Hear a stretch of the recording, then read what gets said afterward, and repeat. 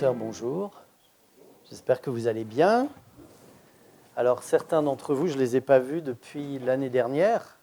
Ça ne veut pas dire que ça fait plus d'un an qu'on ne s'est pas vus, mais voilà, c'était en 2019. Alors, je voudrais vous souhaiter une bonne année et surtout dans la présence de Dieu. Comme disait Daniel tout à l'heure, surtout que Dieu vous bénisse, parce que c'est l'essentiel. Le reste, parfois, on peut traverser la maladie en ayant la paix. On peut traverser les épreuves, on peut traverser les difficultés avec le Seigneur. La parole de Dieu est pleine d'exemples de personnes qui ont vécu cela.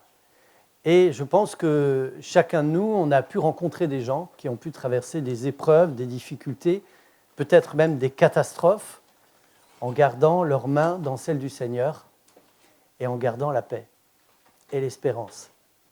Alors ce que je vous souhaite, c'est que l'espérance reste vivante dans vos cœurs chaque jour et que jour après jour, chacun de nous, nous puissions approfondir notre relation personnelle avec notre Seigneur et qu'il puisse nous baptiser de son esprit tous les jours.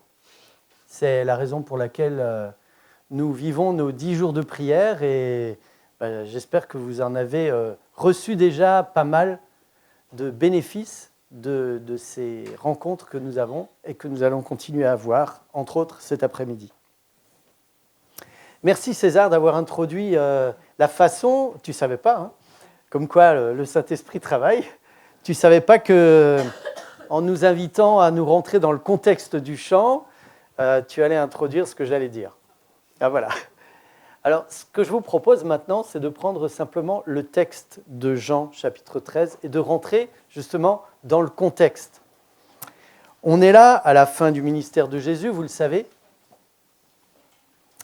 Il y a eu 3 années et demie au cours desquelles Jésus a accompli son ministère. Vous vous souvenez quel est le premier miracle que Jésus a fait Merci.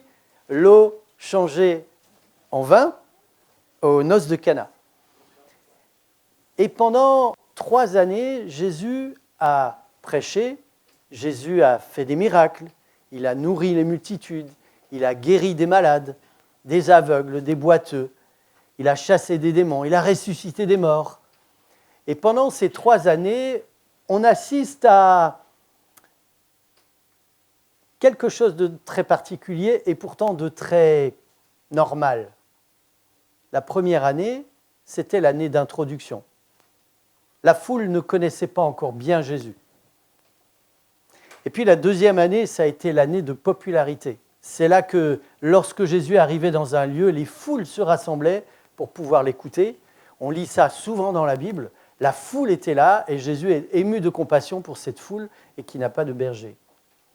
Et puis la troisième année, c'est l'année d'opposition. Bien sûr, il y a toujours des gens qui suivent Jésus, mais on va chercher à le faire mourir et on commence à comploter contre lui d'une manière très précise.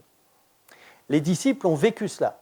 Ils ont vécu cette année d'introduction, ils ont vécu ce pic à l'année de popularité, ils ont vu Jésus être populaire et c'est là qu'ils ont commencé à se dire « ça serait bien si Jésus montait sur le trône et si moi je pouvais être à sa droite et puis mon frère à sa gauche, vous vous souvenez, Jacques et Jean, qui demandent ça à Jésus. » Et la maman de Jacques et de Jean qui va aussi demander ça à Jésus. Donc il y a une intention de la part des disciples, une intention grandissante dans leur cœur que Jésus accède au pouvoir quelque part. Que Jésus permette au peuple d'Israël enfin de retrouver sa liberté. Qui n'aurait pas attendu ça? Vous voulez me dire? Imaginez, nous vivons sous l'oppression d'une puissance qui nous contraint, qui nous prend nos biens, qui nous force à faire des choses qu'on ne veut pas, on souhaiterait tous que cette puissance s'en aille et qu'on soit libérés. C'est ce que les disciples attendaient, tous, autant qu'ils étaient. La preuve, vous vous souvenez, après la résurrection de Jésus, on les retrouve avec Jésus. Vous retrouvez ça dans le premier livre des Actes. Au moment où Jésus leur dit « vous recevrez une puissance », eh bien, juste avant, les disciples lui disent « est-ce là que tu vas établir le royaume d'Israël? Est-ce là que tu vas prendre le pouvoir? Est-ce que enfin tu vas tu vas faire ce qu'on attend tous, nous libérer. Et donc, on est là, c'est la Pâque. Les disciples ne comprennent pas, apparemment, que ce qu'ils sont en train de faire, ils se réunissent pour la Pâque. Ils vont prendre les espèces qui symbolisent le sacrifice de Jésus et les disciples ne comprennent pas. C'est comme si nous, on prenait la Sainte Seine ce matin et on mangeait juste du pain et on buvait du jus de raisin. Voilà. Et on passe un bon moment ensemble. Et les disciples ne comprennent pas. Le contexte, c'est ça. Et je vous invite à lire. Dans ce contexte-là, on va lire lentement en tout cas un bon extrait de ce chapitre. Je vous invite à vraiment prendre vos Bibles. Si vous n'avez pas une Bible sous les yeux, prenez-en une ou penchez-vous sur la Bible de votre voisin ou de votre voisine pour pouvoir profiter de ce texte parce qu'on va le lire et on va entendre le texte. Vous savez, il y a lire le texte et entendre le texte. Alors, entendons-le. Avant la fête de Pâques, Jean, chapitre 13, vous l'aviez ? Ah pardon, je ne vous ai pas donné la référence.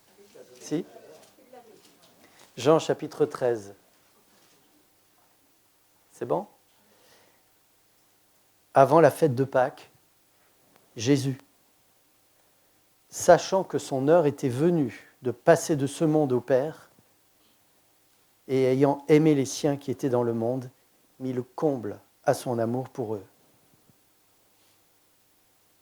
Pendant le souper, lorsque le diable avait déjà inspiré au cœur de Judas Iscariote, fils de Simon, de le livrer, Jésus, qui savait que le Père avait remis toutes choses entre ses mains, qu'il était venu de Dieu et qu'il s'en allait à Dieu, se leva de table, ôta ses vêtements, prit un linge qu'il mit autour de sa taille.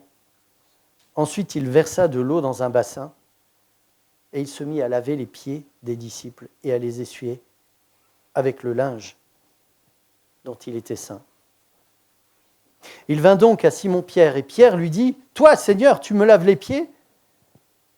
Jésus lui répondit « Ce que je fais, tu ne le comprends pas maintenant, mais tu le comprendras bientôt. » Je voudrais juste m'arrêter là. Dans cette parole que Jésus dit à Pierre, « Ce que je fais, tu ne le comprends pas maintenant, mais tu le comprendras bientôt. » Qui a déjà vécu ça ? De vivre quelque chose, on ne comprend pas pourquoi on vit ça, mais plus tard, on finit par comprendre. Qui a déjà vécu ça ? On peut voir les mains ?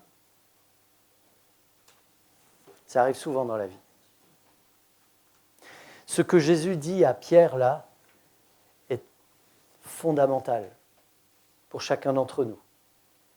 Parce que là où nous en sommes maintenant, nous ne comprenons pas ce que nous allons vivre plus tard. Nous ne comprenons pas l'œuvre que le Seigneur va accomplir dans notre vie, dans notre cœur, mais plus tard, nous le comprendrons. Parfois, lorsque nous rentrons dans des épreuves, dans des difficultés, nous ne comprenons pas pourquoi. Je me souviens de mon père qui était tombé malade il y a de ça maintenant vraiment quelques années. Moi, j'avais la vingtaine. Et il s'est retrouvé à l'hôpital avec une maladie grave, vraiment grave, très préoccupante pour sa vie. Et il était là dans son lit d'hôpital et il me disait « Je ne comprends pas pourquoi ça m'arrive. J'ai donné ma vie au Seigneur, j'ai fait tout ce qui me semblait bon de faire pour le Seigneur et cette chose m'arrive. Je n'ai pas fini de payer la maison, j'ai des enfants à charge, je ne comprends pas. » Plus tard, il a compris. Il y avait dans la chambre d'à côté un monsieur à sauver. Et ce monsieur a été sauvé par la grâce de Dieu. Et quand Jésus dit à Pierre « Ce que je fais, tu ne le comprends pas maintenant, mais tu le comprendras bientôt », sous-entend le fait qu'on est tous en cheminement. On n'est pas arrivé. On n'est pas arrivé encore au ciel, ni à la perfection. Mais ce que Jésus dit à Pierre, là, C'est comme s'il lui disait, Pierre, continue ton cheminement. Et le Seigneur nous adresse ce message aujourd'hui, au travers de son sacrifice, parce que c'est grâce à ce sacrifice que nous pouvons continuer notre cheminement. Il nous dit à tous aujourd'hui, continue ton cheminement avec moi, continue, ne t'arrête pas. Parfois, tu es là, ou las, parfois tu es fatigué, parfois tu doutes, parfois tu perds de vue l'objectif qui est de retrouver notre Seigneur parce que on est pris, parfois nous sommes pris par toutes sortes de choses qui occupent notre esprit, des divertissements, des soucis, des préoccupations, des projets que nous avons. Et le Seigneur nous dit, ce que tu vis là maintenant, tu ne le comprends pas, mais tu le comprendras bientôt. Continuons notre cheminement.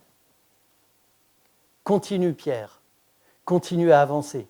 Laisse-moi faire dans ta vie. Jusqu'à quel point laissons-nous le Seigneur faire dans notre vie? C'est la question que Jésus pose à Pierre en lui disant « Continue, Pierre, laisse-moi faire dans ta vie. » Et au verset 8, on va continuer notre lecture. Pierre lui dit « Non, jamais. » Vous imaginez? Jésus lui dit « Laisse-moi faire dans ta vie. » Et Pierre répond à Jésus « Non, jamais. » Vous vous rendez compte? Où est-ce que j'en suis par rapport à ça? Où est-ce que vous en êtes par rapport à ça? Non, jamais tu ne me laveras les pieds.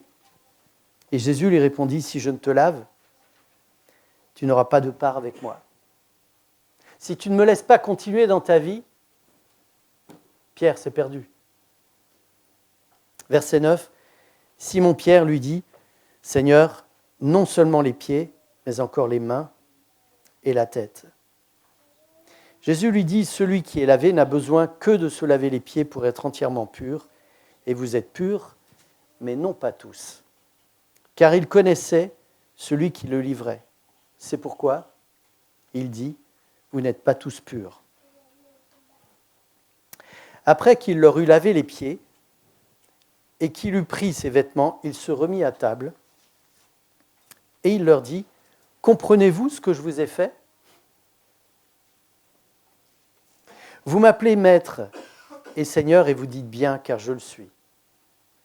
Si donc je vous ai lavé les pieds, moi le Seigneur et le maître, vous devez aussi vous laver les pieds les uns aux autres. Car je vous ai donné un exemple, afin que vous fassiez comme je vous ai fait. En vérité, je vous le dis, le serviteur n'est pas plus grand que son Seigneur, ni l'apôtre plus grand que celui qui l'a envoyé. Si vous savez ces choses, vous êtes heureux pourvu que vous les pratiquiez.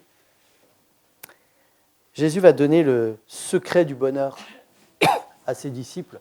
Après avoir dit à Pierre, tu ne comprends pas encore, mais tu comprendras plus tard, peut-être que plus tard, c'est maintenant. Puisqu'il dit à ses disciples, comprenez-vous ce que je vous ai fait? Apparemment, non. Et Jésus va leur donner une explication, leur permettre de comprendre. Et il dit, voilà, vous m'appelez maître et Seigneur, et vous faites bien, c'est vrai. Je suis le maître et le Seigneur. Et il va dire, si je vous ai lavé les pieds, moi, le Seigneur et le maître, vous aussi. Vous devez aussi vous laver les pieds les uns aux autres. Alors, je vous invite à regarder la personne qui est assise à côté de vous. Est-ce que vous êtes prêt à laver les pieds de cette personne?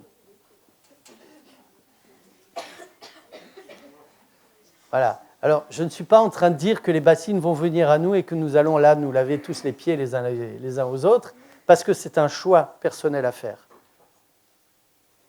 C'est un choix que Jésus propose à ses disciples de faire. Le choix d'aller laver les pieds de l'autre. L'autre peut être agréable. L'autre peut être moins agréable.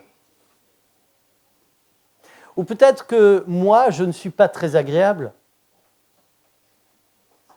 Peut-être que je ne me sens pas à la hauteur de faire ça. D'ailleurs, c'est souvent les gens qui ne font pas la Sainte Seine qui ne vivent pas la Sainte Seine, qui pensent ça d'eux-mêmes. Dites-moi, quel était le disciple qui était agréable dans cette pièce? Aucun. Aucun. Je vous ai déjà fait le coup du miroir sans teint? Non? Miroir sans teint. C'est un miroir, vous savez ce que c'est un miroir sans teint, hein? C'est un miroir derrière lequel vous pouvez voir tout ce qui se passe, mais les gens qui sont devant le miroir ne voient rien. Imaginez, il y a un miroir sans teint dans cette pièce, dans cette chambre haute. L'un des pans de mur, c'est un miroir. Vous êtes derrière le miroir. Il n'y a personne dans la salle pour l'instant. Personne n'est entré. Et puis, on voit le premier disciple qui arrive. Il ouvre la porte, et là, par terre, il y a une bassine avec un linge. Vous savez, on voit dans son regard qu'il sait. Il sait que quand on arrive quelque part, alors si c'est chez des gens riches, il y a un serviteur qui vous lave les pieds une fois que vous rentrez, et c'est bon. Mais il sait que là, il n'y a pas de serviteur, il regarde d'ailleurs, il n'y a personne. Et normalement, c'est lui qui doit s'arrêter près de la bassine et qui doit laver les pieds de tous ceux qui arrivent. Vous le voyez ? Il a un petit regard du genre non, moi je ne vais pas le faire. Il rentre et il va s'asseoir. Et le deuxième arrive, vous le voyez ? Qu'est-ce que vous voyez sur son visage ? Il regarde celui qui est assis et on voit bien qu'il se dit « Ah bon, il ne s'est pas arrêté pour laver les pieds ? Si lui pense que moi je vais faire ce qu'il devait faire, alors là, il se trompe. » Il rentre et il s'assoit. Et tous les disciples rentrent les uns après les autres. Et chacun a son petit regard ayant l'air de dire « Ah, regarde-les tous ceux-là. » Eh bien, si c'est comme ça, moi je vais m'asseoir. Et puis vous avez Jésus qui rentre dans la pièce et qui voit ses disciples qui sont assis. Après 3 ans et demi, où il les a côtoyés, il les a enseignés, il les a aimés, il n'y en a pas un qui a été capable de se mettre au service des autres. Il y a comme une déception sur le visage de Jésus. Et Jésus va s'asseoir. Jésus ne va pas tout de suite prendre la bassine et leur laver les pieds comme un reproche, vous savez. Il s'assied avec eux, comme pour leur dire « Les amis, je suis avec vous, je reste avec vous. Quoi qu'il arrive, je reste avec vous. » Et c'est le message du Seigneur pour nous. Quoi qu'il arrive, je reste avec toi. Quoi que tu fasses, je t'aime et je t'aimerai jusqu'au bout. Et lorsque vous regardez ce texte, vous vous souvenez, on l'a lu tout à l'heure, c'est marqué « Avant la fête de Pâques, au verset 1, Jésus, sachant que son heure était venue de passer de ce monde au Père, et ayant aimé les siens qui étaient dans le monde, mit le comble à son amour pour eux. » Le comble à son amour, pendant le repas, le texte dit bien pendant le repas, donc ils ont commencé à échanger, à partager. Et voilà, les disciples, si vous regardez toujours au travers de ce miroir, vous voyez que ça va, les disciples sont à l'aise, ils ont les pieds sales, mais ce n'est pas grave. Mais au moins, personne n'a eu à s'humilier. Jésus va se lever. Vous le voyez ? Il se lève, il enlève sa tunique. Et puis, il va prendre ce linge qu'il met autour de sa taille. Il va prendre la bassine. Et il va laver les pieds de ses disciples, les uns après les autres. Vous voyez leur visage ? Vous imaginez ce qu'il y a sur leur visage ? Aïe, aïe, aïe. On voit de la gêne, on voit de l'embarras, on voit de la culpabilité. Les disciples ne sont pas vraiment tranquilles. Et quand il arrive à Pierre, Pierre lui dit « Jamais, tu ne vas jamais faire ça. » Et Jésus lui dit « Mais si Pierre, si je ne te lave pas les pieds, Pierre, si je ne te lave pas les pieds, tu ne vas pas comprendre. Tu ne vas pas avancer. Laisse-moi faire dans ta vie. » Et quand Jésus leur donne l'explication, nous nous retrouvons au verset 13. Il leur dit « Vous m'appelez Maître et Seigneur, et vous dites bien, car je le suis, c'est vrai. » Et il dit alors moi je vous ai lavé les pieds. Si moi je l'ai fait, moi le Maître et le Seigneur, alors vous devez aussi le faire. Vous devez choisir de le faire. C'est un choix que vous devez faire. Ça ne viendra pas tout seul. Il faut le faire. Il faut prendre votre main gauche, pardon, je suis gaucher, votre main gauche, votre main droite, et il faut y aller. Faire ça. Et il termine en disant au verset 17, « Si vous savez ces choses, vous êtes heureux. » Mais ça ne suffit pas juste de savoir. Encore faut-il le faire.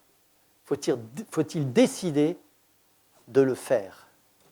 Les pieds, après une journée, c'est ce qui est le plus sale. C'est ce qui sent peut-être le plus. Et c'est ça, peut-être ça, que le Seigneur nous invite à laver. Peut-être que à côté de moi se trouve quelqu'un qui se trouve être sale à l'intérieur. Peut-être que le Seigneur nous demande d'aller plus loin que juste laver les pieds. Vous voyez ce que je veux dire? Peut-être que le Seigneur nous invite à laver le cœur, l'esprit de quelqu'un. Peut-être que le Seigneur veut se servir de toi ou de moi pour pouvoir permettre à l'autre de se sentir lavé. Je pense que les disciples ont dû se sentir drôlement lavés après le passage de Jésus, parce qu'il ne les a ni jugés, ni condamnés, ni exclus. Et un petit peu plus loin, il va dire, je reprends à partir du verset 17, « Si vous savez ces choses, vous êtes heureux pourvu que vous les pratiquiez. Ce n'est pas de vous tous que je parle, je connais ceux que j'ai choisis, mais il faut que l'Écriture s'accomplisse. Celui qui mange avec moi le pain a levé son talon contre moi. Dès à présent, je vous le dis, avant que la chose arrive, afin que lorsqu'elle arrivera, vous croyez à ce que je suis. » Donc Jésus leur annonce que l'un d'eux a levé son talon contre lui. Et il dit, en vérité, je vous le dis, celui qui reçoit celui que j'aurai envoyé, me reçoit. Et celui qui me reçoit, reçoit celui qui m'a envoyé. Daniel, tu nous parlais de ce souhait de bonne année que tu as fait à ce monsieur et qui t'a dit quoi? À bientôt? Voilà. Il t'a reçu? Eh bien, parce qu'il t'a reçu, si vous appliquez le verset 20, celui qui reçoit celui que j'aurai envoyé, tu es celui que le Seigneur a envoyé à ce moment-là, me reçoit. Donc ce monsieur a reçu le Seigneur. Et celui qui reçoit Jésus reçoit celui qui a envoyé Jésus, son Père. Donc le témoignage que vous et moi rendons, c'est quelque chose de très profond, c'est quelque chose d'extraordinaire qui fait que les gens reçoivent Jésus dans leur cœur. J'ai vécu une petite expérience entre, je ne sais plus si c'était entre Noël et Nouvel An ou après Nouvel An, enfin peu importe. J'ai dû changer mon téléphone. Et donc je vais dans l'entreprise dans laquelle je pouvais acheter mon téléphone. Et c'est une jeune femme qui me sert. Et au bout de peu de temps, elle me dit, écoutez, je peux vous passer à ma collègue parce que j'ai des choses à faire là. Bon, ok, pas de problème. Donc je me retrouve face à une autre personne. Et il s'avérait que cette personne a donné son cœur au Seigneur, ça fait 2 mois seulement. Le téléphone qu'elle m'a vendu n'a pas marché une fois, n'a pas marché 2 fois, c'est seulement la 3e fois qu'il a marché. On a pris un temps fou à faire démarrer ce téléphone. Mais vous savez quoi? Pendant ce temps, on a parlé du Seigneur. C'était magnifique. Quelques jours après, je suis retourné pour lui offrir un livre, parce que quand on commence sa vie avec le Seigneur, on a besoin d'être nourri. Mais ce témoignage qu'on a vécu, tous les deux d'ailleurs, hein, c'était dans les 2 sens, c'était vraiment ça. Celui qui reçoit celui que j'aurai envoyé, Celui que le Seigneur a envoyé ce jour-là, c'était moi, mais c'était elle aussi, me reçoit. On a tous reçu Jésus ce jour-là. Et celui qui reçoit Jésus reçoit son Père. On le sait, lorsqu'on rend témoignage, lorsqu'on partage notre foi autour de nous, eh bien, ce que Jésus nous dit au verset 17 s'accomplit. Quand il nous dit « Si vous savez ces choses, vous êtes heureux, pourvu que vous les pratiquiez. » Alors, ce que je vous propose maintenant, c'est que nous puissions goûter à ce moment. Bien sûr, on n'a pas le temps de parler comme on le souhaiterait.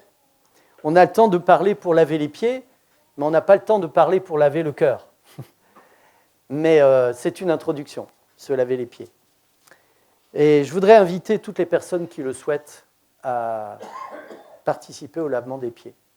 Même si vous êtes comme Pierre, qui dit non, jamais. Je ne peux pas. Même si nous sommes comme les disciples, chargés de notre propre péché ou de notre propre culpabilité, si vous êtes là-dedans, donnons ça au Seigneur. Laissons le Seigneur faire dans nos vies. Nous avons grand besoin de ça, parce qu'il veut nous apporter sa paix, son amour, son pardon. Il veut travailler dans nos vies, parce que son salut, c'est quelque chose, comme il le dit à Pierre, tu ne le comprends pas maintenant, je suis loin de tout comprendre, mais en avançant, au fur et à mesure, le Seigneur nous permet de comprendre, nous permet de réaliser, nous permet de grandir en lui, et c'est ce qu'il souhaite, parce que plus on grandit en lui, plus il grandit en nous, plus nous sommes heureux. Alors, partageons ce moment de bonheur maintenant, que le Seigneur nous donne toutes les bénédictions qu'il en réserve pour nous. Amen.